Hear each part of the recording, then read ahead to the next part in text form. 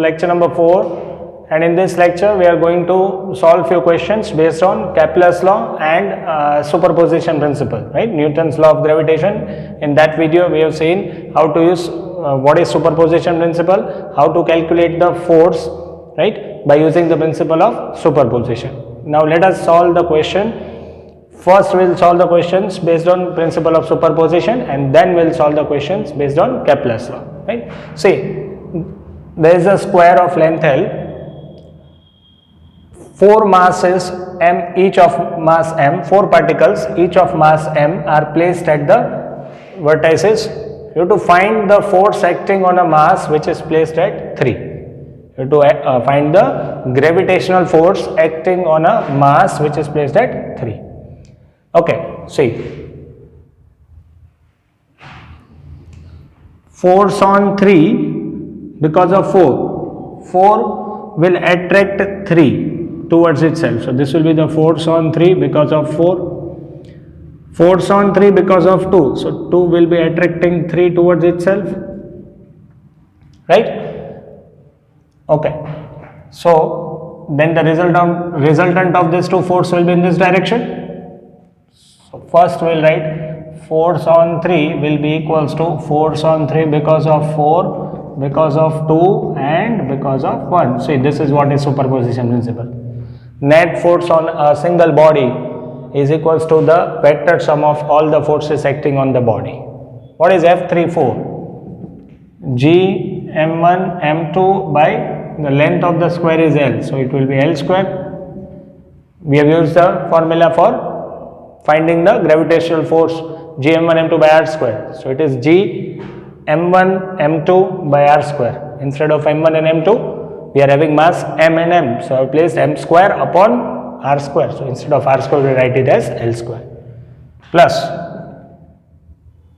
G m square by L square. Now see, these two forces cannot be added directly because F34 is in this direction, right, and F32 is in this direction. So now we will use the concept of vector. This is what is all about. We have to add these forces with the law of vectors. You can directly not add these two forces, right? So the resultant force will be,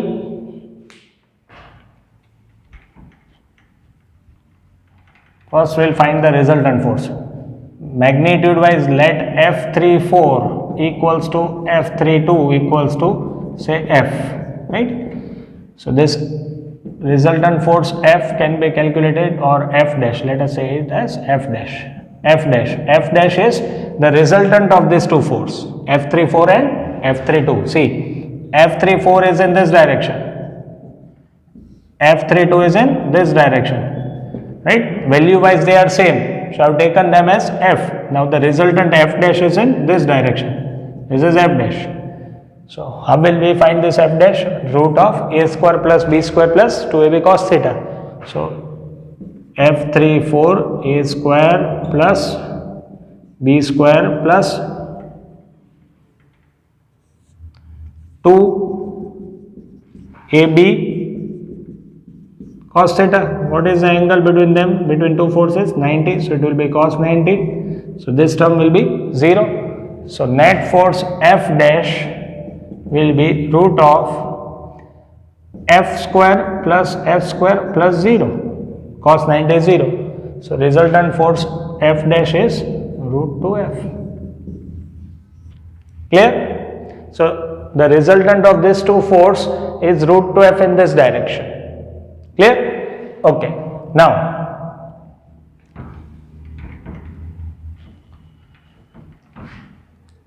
this is how it works. See, this is mass m. This force we have found the resultant of these two forces. This is F34, this is F32. The resultant is root 2F in this direction. Also, the force on third because of first, 1 will be attracting 3 towards itself, right? So the force will be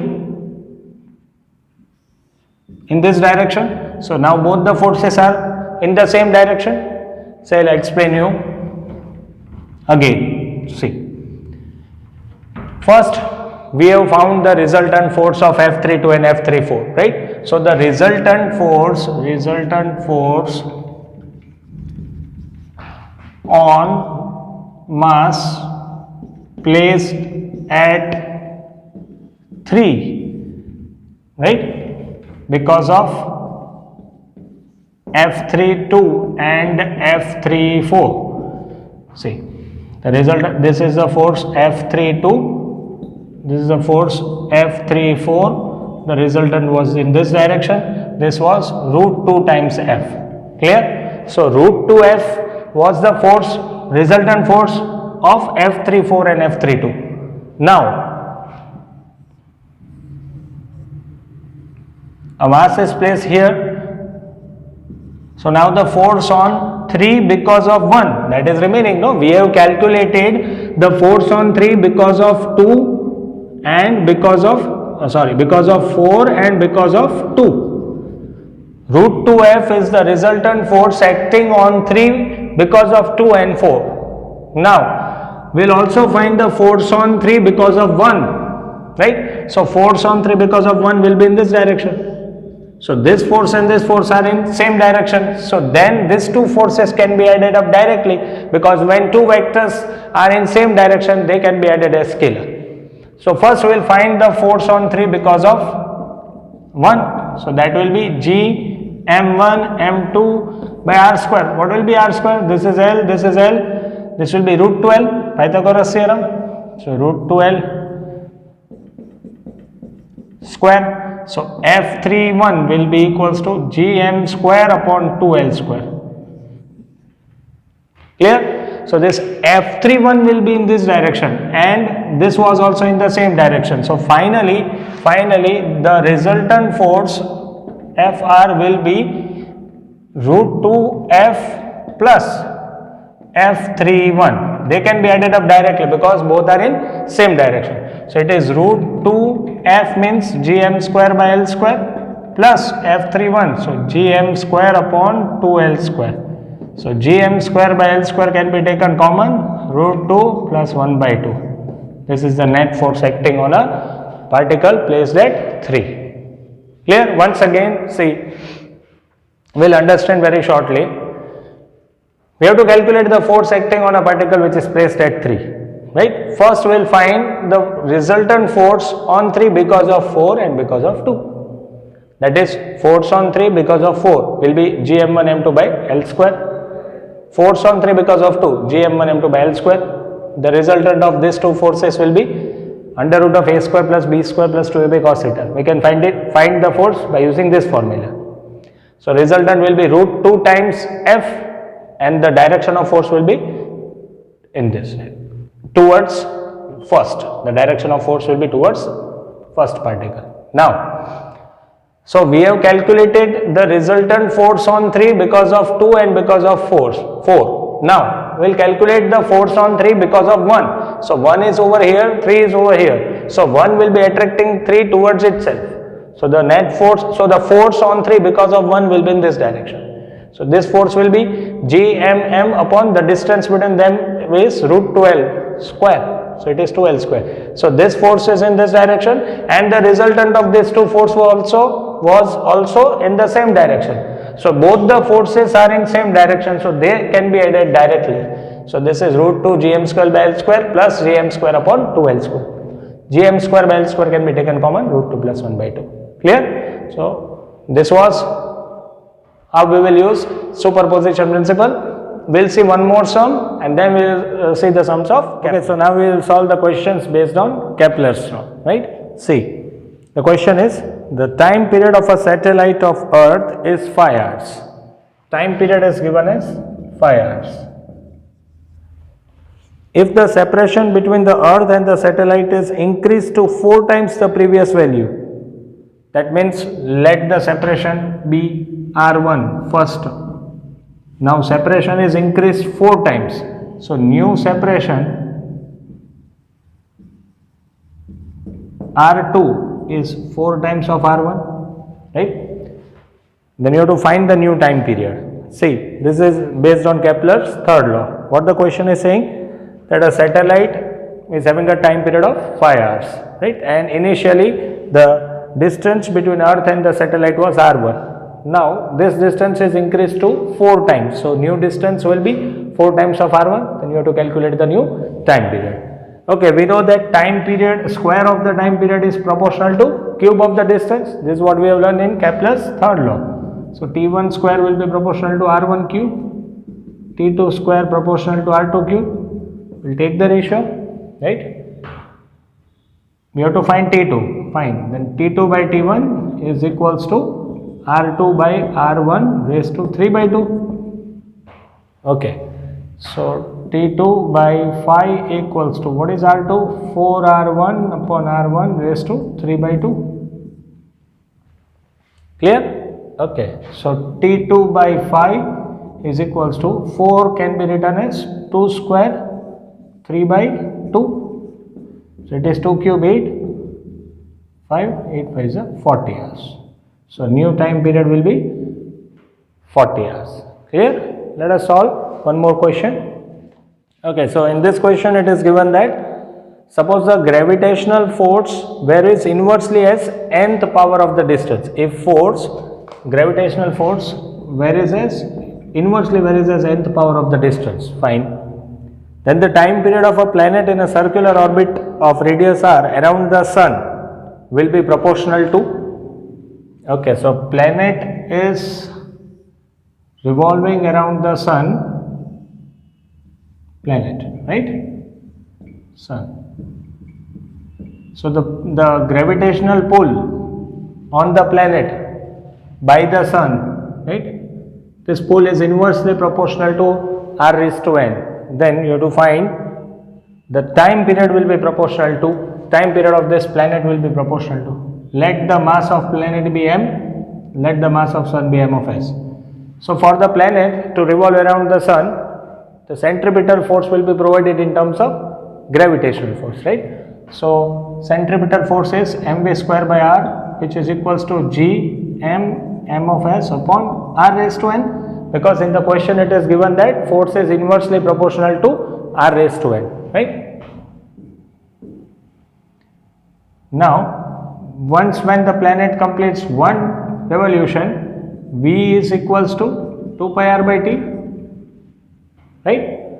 So v square will be 4 pi square r square upon t square into this r equals to g m of s upon r raised to n. 1 r gets cancelled. So 4 pi square r upon t square is to g m of s divided by r raised to n, right? Take r raised to n over this side, it will be 4 pi square r raised to 1 into r raised to n equals to g m of s into t square.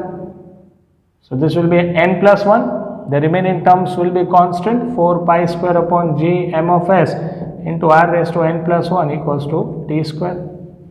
So this term is constant, right? So t square is proportional to r raised to n plus 1. So t will be proportional to r raised to n plus 1 by 2 is your answer. Clear? So this both the questions were based on Kepler's third law. We'll see. Okay, so now this question is based on Kepler's second law. So what the question is saying, there is an elliptical path ABCD where sun is situated in one of the foci and the area of triangle CSA is 1 by 4 times the area of ellipse. So it is given in the question, area of triangle CSA is 1 by 4 times area of ellipse. Okay.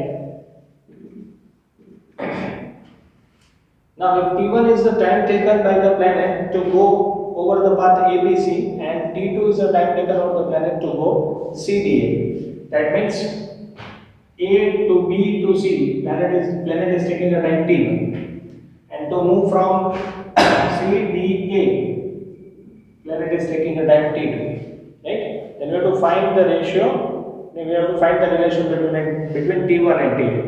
Right? See one thing, make it clear that this two time interval will not be equal, because while explaining Kepler's second law, I have said you that when the planet will be at this point, it is the closest point known as perihelion or perigee, where the velocity of planet will be more, right? So, and when planet will be over this path, velocity will be less, right? So, t1 time will be greater than t2.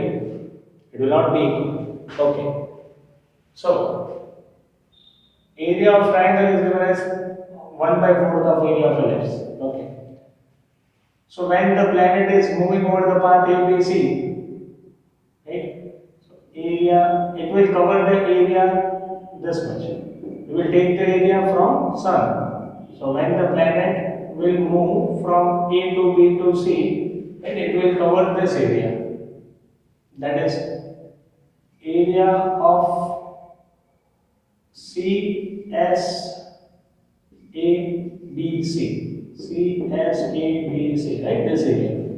Yeah, because while taking the area, take this as reference. We'll take from Sun, we count from the Sun. So when the planet will be moving from A to B to C, it will cover this area. So this area is area of triangle CSA plus area of, now this is half ellipse, this portion, this one portion, this portion will be half of ellipse, so area of half ellipse. Now, they have not given the area of ellipse. Let us take, let the area of ellipse be x. Let the area of ellipse be x.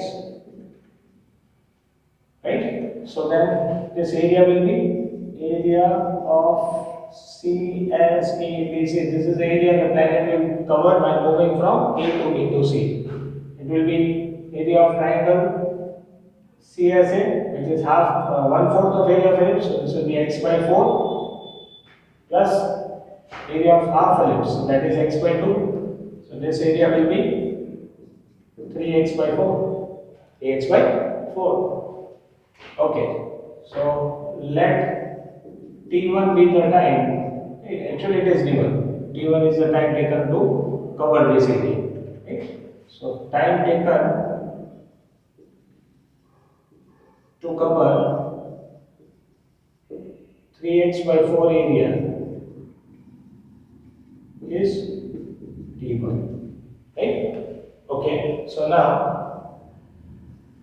the remaining area. Right? What this will be the remaining portion? I will represent it by x. This will be the remaining portion, remaining area. The remaining area will be total minus this area. Total area of ellipse was x. This is 3x by 4. So area of CDASC. CDASC, right? This will be x minus 3x by 4. So this area will be x by 4. And time taken by the planet to cover this area is t2. So then a1 by t1, right? a1 by t1 equals to a2 by t2. So that t1 by t2 equals to a1 by 2. This is your second area. First area was 3x by 4. This is x by 4. Take the ratio. So T1 is 3 times T2. Clear? So this is the relation between their time. Now, in the next video, we'll understand how the gravitation acceleration changes with respect to height. First of all, we'll see what is gravitation acceleration.